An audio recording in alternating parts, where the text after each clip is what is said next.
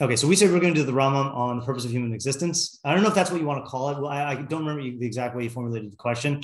I think I wanted to do this 2 years ago, but I don't think I did the whole thing. Maybe not all. Yeah. Could be. Do you have a short article on this? Okay, so I was I was wondering if someone was going to ask that. I have an article on the purpose of human existence from the more Nevuchim standpoint. Yeah. And this is a different type of approach, okay. Even though they're both wrong. Yeah, I do have an article on that though. That's the one where the answer is that there is none. Right. Yeah. Okay. Yeah. So this is different. That's why I'm not sure if I want to call it this, but we'll see what he says. Okay. So the context is the context is super interesting, but I don't know if we're gonna have time for the context. The context is this is the Ha'Kadosh to the Parish of Mishnayos, and he's talking about the different types of statements you'll find in the Gemara. And the fourth type of statement is drashos hamat imos linyan kol perek she's damin sharoi bohadrash. Now that's a strange statement in itself. The drashos that are in line with the theme of each perek that it appears in, which first of all, it doesn't make any sense. Like if you look at the Midrashim in Shas, I don't think they are in line with the themes of the perek. So I just don't know how he can say that, but whatever. So then he goes through and this is the first time the Rambam writes about midrashic methodology. So that's very, very good to go through. But then he gets to the example. Okay. And so he says, this is on page 21, Chaf Aleph, and on the right column. And he says, yeah. Actually, you know what? Maybe we do have to start earlier. Okay. All right. Well, let's start. All right. Do we have to start? All right. Let's start at the very. Let's start at the. All right, fine. Yes, that's what they say. All right, fine. We'll start at the beginning. All right, so maybe it's on page Yud Tes. So, all right. So I just read that sentence. Okay. Inyan haravi'i hazeh. This fourth matter, Klomer hadrash shuhuva b'Talmud, the drush that is in the Talmud. Ein lachshov shu kal chashivos. Don't think that it is like insignificant or of little worth. How many of you? We don't. Whatever. Anyone going to Pesach's Thursday night shiur this year? Okay. What was that? No. Okay, fine. Because I think he went through the real place where the Rambam talks about this is in Ha'Kadosh to Chelek, but this is the first place in that where he talks about it. Osha to alta ma'ata. Don't think that its use is minimal. Kihu latachlis gadol mod. It has a very important purpose. B'meshu kola min haramazim ha'amukim ha'inyanim haniflaim, because it includes deep allusions and wondrous ideas. If you look really into depth into these drashos, you're going to understand the greatest good, that there's no good higher than that. V'yisgalu, if you want a copy, you can have this copy. Okay. V'yisgalu behem min ha'inyanim ha'elokim.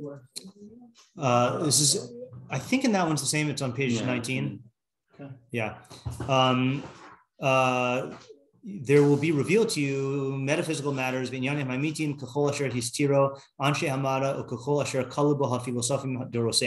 get like all these like metaphysical ideas, things that the men of science concealed, that all the philosophers know. Okay, so like all these like treasures. But when you look at them on their simple level, their external level, you'll find them to be the most irrational possible. Okay. So they did this for many reasons. The question here he's answering, which he doesn't really answer in Chelek directly, because I think he answers it here. Why did Chazal conceal the ideas, in these like riddle forms? So he says, so there's several reasons. Echad, l'orer havanas halomim, is to awaken the understanding or the analysis of the learners.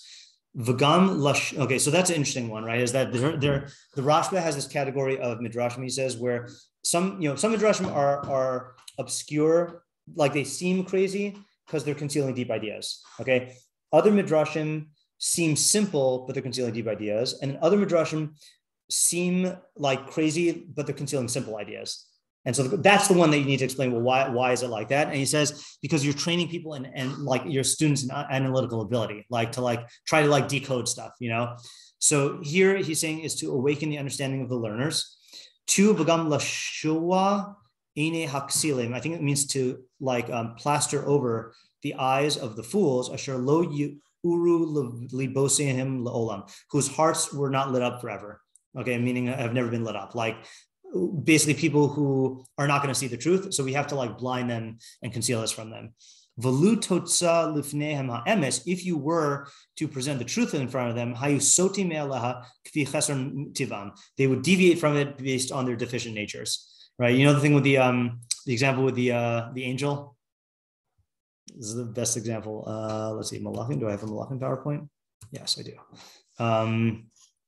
This is in the More Nevuchim, and he says, "Hey, here we go. Yeah, how? This is, yeah. So this is in More Nevuchim 2:6. I saw 2:6, and I was like, wait, I know that. How bad and injurious is the blindness of ignorance. Say to a person who is believed to belong to the wise men of Israel that the Almighty sends his angels to enter the womb of a woman and to form there the fetus. He would be satisfied with the account. He will believe in it and will even find in it a description of the greatness of God's might and wisdom, although he believes that the angel consists of burning fire and is as big as the third part of the universe. Yet he considers it possible as a divine miracle. But tell him that God gave the sperm a formative power, which produces and shapes the limbs. And my footnote is, we know that there's DNA now. Okay, didn't know what that was back then. And this power is called angel, and he will turn away, for he cannot comprehend the true greatness and power of creative forces that act in a body without being perceived by our senses.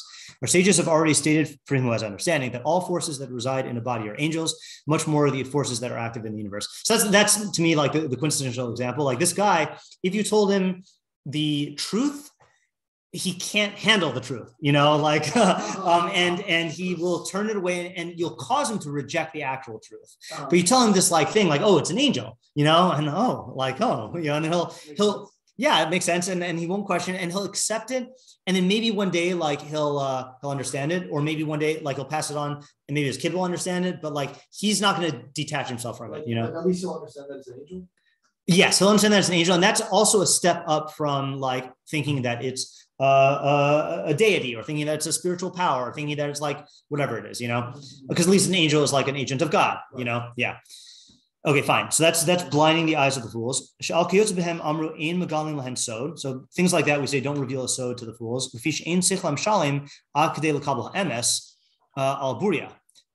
Their intellect is not developed enough to receive the truth clearly. This is the interesting thing. The Chachamim would conceal secrets of Torah from each other. Okay, he gives us an interesting example. So here's the scenario. Okay, let's say like I happen to be with a bunch of people. Let's say like you guys are all like fluent in Ma'aser Bereshis, okay, which is one of the areas that we have to conceal. Let's just say I'm the one who knows Ma'aser Merkava, right? Okay, Amar Lahem. So I say to you guys, Limduni Ma'aser Bereshis, v'alamedchem Ma'aser Merkava. You guys teach me Ma'aser Bereshis, I'll teach you Ma'aser Merkava. Na'anulo, they answered him. Okay, meaning they taught it to him. La'achar shalamduhu Ma'aser Bereshis, nimnami lalamda Ma'aser Merkava. And then I said, oh, sorry guys, I gotta go. Which is funny because I thought you have to know Ma'aser Bereshis before Ma'aser Merkava. Apparently not. Yeah. Unless it's like some specific idea in Ma'aser Bereshis. I don't know, but that's above my pay grade anyway. All right. V'lo asa ze chalila mitok. What was it? Those who know don't say. Yeah. Right. V'lo asu zos chalila mitok tsarus ayin. Or shirtzonali his God alem. Okay, so he did not. God forbid that he would do this out of stinginess, or because he wants to like lord it over them, like oh, I'm going to keep my knowledge, keep your secrets. Ki amidos ha'ela megunos afilu le'echad hashvalim sheba'am. These midos are like despicable even in the lowest of the nation. Koshkein lanashim gedolim, even more so the great people. Ella asa zos mipnei shira atmo roi lilmod masha bi'adam lomatzam ru'uyim lilmod masha bi'ado. So he did this because he found that he was roy to learn what they knew, but they weren't roy to know what he knew. And it's possible that he only found that out from talking to them, right? Otherwise, I don't think he would have made the deal. Like that would seem to be like Genevas Das, All right. V'lamad al inyan ze mimamar shlomo dvash v'chalav tachas l'shonech. We talked to Rabbi Trachman about that. It's from Shir Shirim, that's why. That like honey and milk under your tongue. And pirshuhu aleim shalom amrush inyan dvarim elu shehamusagim ha'arevim shanefesh mis aneges bahem ke'oneg chush hatam b'dvash v'chalav roish lo yomru ye'amru v'shlo yotzi mitachas halashon b'shum panim v'zehu amram tachas l'shonech. So they explained that the ideas the concepts that are sweet to the soul, that give you the soul enjoyment, just like the enjoyment of the taste of honey and milk. It's proper to not express them verbally, but to keep them under your tongue. Meaning that these deep ideas, you should not they might be enjoyable, but you shouldn't just like disperse them like candy. These are not possible to teach. It's not possible to teach these things. They may not be expounded in public. You can allude to them in Sfarim with hidden allusions, concealed allusions. I gotta interject here. I might have said this earlier in the year, but so there are two approaches taken to, there are four approaches that are taken. Three, so 3 or 4. Okay, I'm gonna say there are 3 approaches that people take to secrets of Torah. Yeah. So you have people who hold there are no secrets. Okay. Rishonim, Chachamim, right? So I might say there are no secrets. That there were, I forgot their names because we don't really know them so well. There were people in contemporaries of the Ramban who just wrote all their Kabbalistic secrets. Okay. And similarly, Lahavdil, and they would also want to separate themselves from him. The Ralbag does not seem to hold that there's any such thing as secrets. In all of his stuff, no matter how metaphysically deep it is, he never says I can't talk about this, So those are the people who are open with everything. Okay. Then there are people, and this is to me, is a very admirable. Apparently, Rabbeinu Yonah and Ravid, I think Ravid, one of the Ravids, not the one who was arguing with Rambam, they were apparently masters of the Kabbalistic esoteric tradition, but they held you can't even write about the existence of you having this knowledge. So you look at Rabbeinu Yonah, he's not even alluding to Kabbalistic things at all. He just, and he had Talmidim who learned from him, but he held that you can't even write this. And then in the middle, and this is why I'm debating, is you have the Rambam and the Ramban. So they both hold that you can write down allusions, but they have different policies. So the policy of the Ramban is, I'm writing down these allusions in my commentary, and I'm warning you at the pain of spiritual death at the very beginning of the Hakdama that you're not going to understand them, so don't try to interpret them unless you are a Mukubal who has received the Kabbalah from another Mukubal, and then these writings will light up to you, okay? Then you have the Rambam, who says in the intro to the third part of the More Nevuchim, you'll ask me, how could I write down my shot of the Ma'aser Merkava? He says, because I'm writing it down, not my shot, my understanding of the Ma'aser Merkava, I'm writing it down in a way where if you know what I'm talking about, then you'll understand. And if you don't know, then it'll look like I'm switching terms that you don't understand for other terms you don't understand, and you won't be harmed, So that seems to me like a different method. They're in the same group because they're both attempting to write it, to put down a written form that can be decoded by someone who knows it, but they're using different methods. I think I think that yeah. Correct. Right. Oh no, sorry. Let me back up. They definitely have different views of the subject matter. Rambam holds you don't need to have received it, but I'm talking about in terms of writing. Is it the same thing or not? Yeah. I thought the Rambam held that all those secrets died out somewhere. Yes, but unlike the Ramban, then Rambam held that they could be rediscovered, and he held that he rediscovered them. And he says he's not confident in it. He says this is just my knowledge, and I don't have any Masorah or any Nevuah, on this. Yeah, that's another machlokes. But you are right. He holds that the actual ones were lost. The actual Ma'aser Merkava Masorah was broken. According to the Rambam, yeah, and according to the Ramban held he had it, yeah. Did Rambam know about the Kabbalists?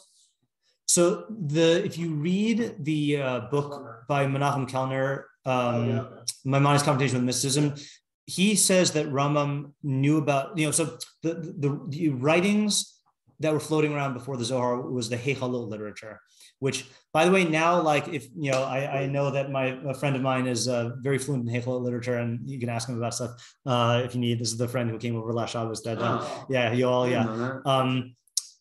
So one of the examples is that I made the dumbest prequel meme about this, but there's a book called Shir Koma. Okay. Oh, that's a crazy book. Yeah. So it's about the dimensions of God's body.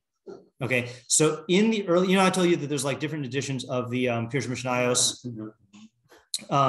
So the Rambam held that in his first edition of Pirush Mishnayos, the Rambam held that it was like I think he held that like it was a text that was like an allegorical text with like real ideas. And then in later editions, he said it's a Byzantine forgery. So let me see my dumb prequel meme here. Hold on. The sacred text? No, I thought. This is you were such a dumb. Okay, so 19 years in Tatooine. Have you seen this meme? Yeah. Okay, right. So like different people. 19 years after writing the Pirush Mishnayos, Shirkum was a legit allegorical text. Yeah. And I can't remember if it was actually 19 years, but it was that's a niche meme. If only I get this one. Okay, yeah. Anyway, so what was that? Yeah. Okay. Right. Okay. So now he says, V'im Hasir Hashem HaMesach Me'al Lev Mi Shiratzui Lefanav Achrei Shehikshir Atzmo B'Lumudim Yavin Mehem Lefi Kach Seichel. So if God will remove the covering or the screen from a person's heart who is favorable before him, after he's prepared himself with the proper studies, then he will understand according to the capacity of his intellect. In other words, God will, there's a certain level of preparation, and then if God wills it, then he'll allow you to understand these things. Okay, the ein la'adam lasos im halimud ha'hishtadlus basic Torah ella lachavin es. Oh, this is a good line. Yeah, I think go ahead. The person can only act in his learning and his striving in involvement in Torah. The only thing he can do is l'chavin es libo l'Shem, is to direct his heart to God, v'yispala lefanav, and be mispala before him, v'yischanin, and supplicate, shi'echanehu da'as, that God grant him knowledge, v'yazrehu v'yagalelo hasodos hakumusim b'kisvei HaKodesh, and ask that God reveal to him the sodos that are hidden in the kisvei HaKodesh, k'moshe matanu David alav shalom asakain, like David did, v'hu Amru gal inai v'abitin yathalas mitorah sacha. He said, uncover my eyes and let me see wonders in your Torah. Like that's all you can do is you can prepare and then ask God for help in like letting you see the wonders in these things. That's all you can do. There's no shortcut. And once God reveals these things to you, you should hide them. Okay, as we said. And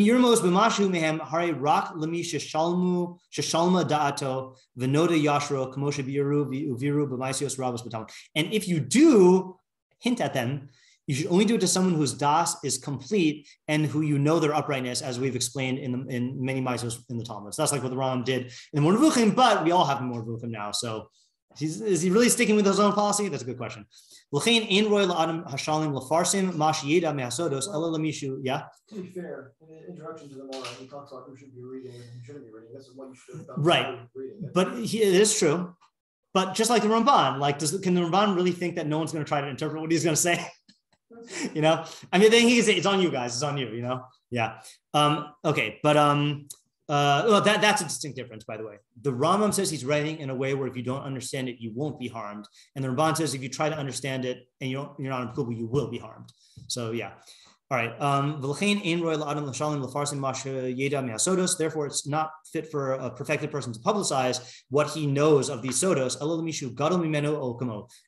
except to someone who's greater than him or equal to him. Because if he presents them in front of a ksiel, if he doesn't degrade him in his face, it's not going to be good in the fool's eyes. So Mishlei. He says, Shlomo says, don't speak in the ears of a fool, because he will mock the intelligence of your words. This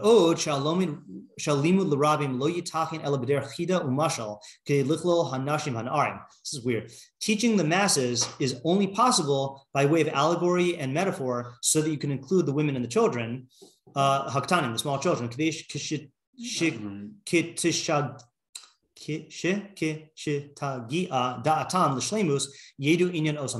that when they grow up, when their minds mature, they'll know the idea of those mashalim. That's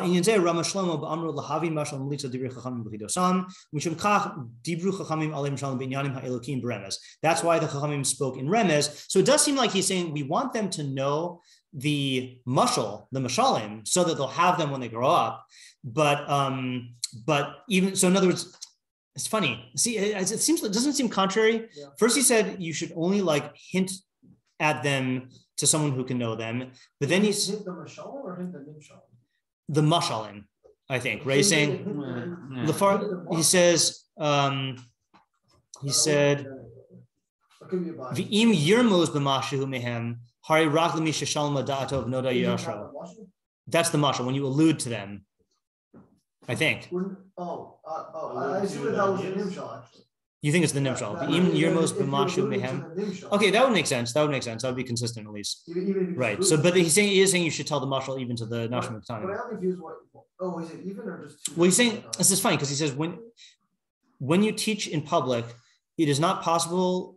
It is only possible by way of allegory and metaphor, so that you can include the women and the young children, so that when their minds mature, they will understand those inyanim. It sounds like from before that even the men, the vast majority of men would have. Oh, definitely. Yeah, I'm not focusing on the women and children part. Where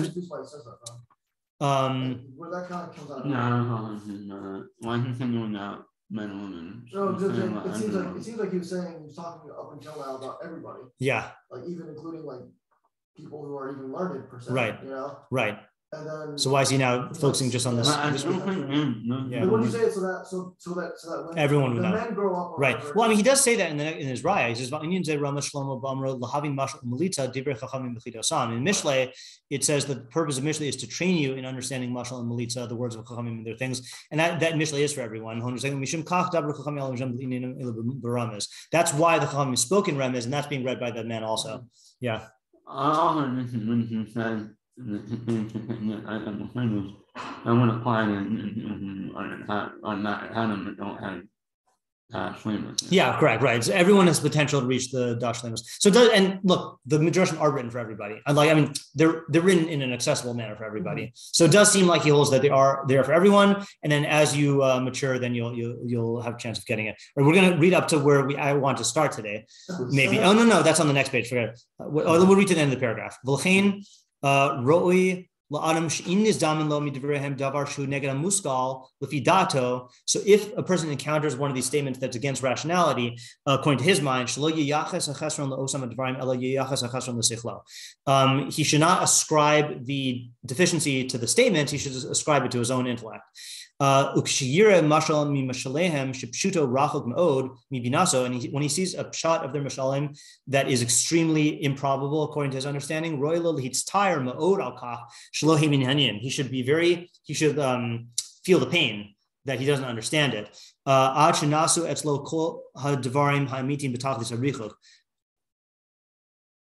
skip something? Oh yeah. In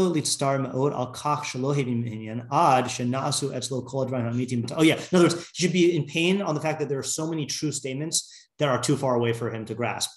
The intelligences of people are as distinct as their physical dispositions. Just like this person's physical disposition is closer to the middle ground, to the medium than another person's, and that's better. Some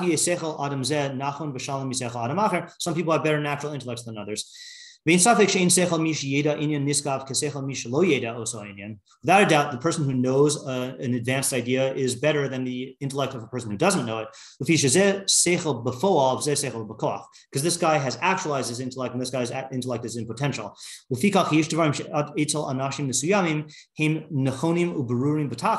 Therefore, there are things that are clear and firm to certain people,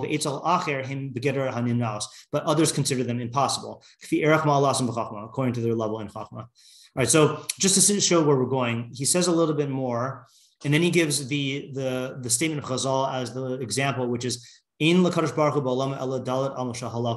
the only thing God has in his world is the 4 amos of halacha. And he says, that sounds crazy. And then he gives this interpretation where it's like the whole philosophy of the purpose of man. Yeah.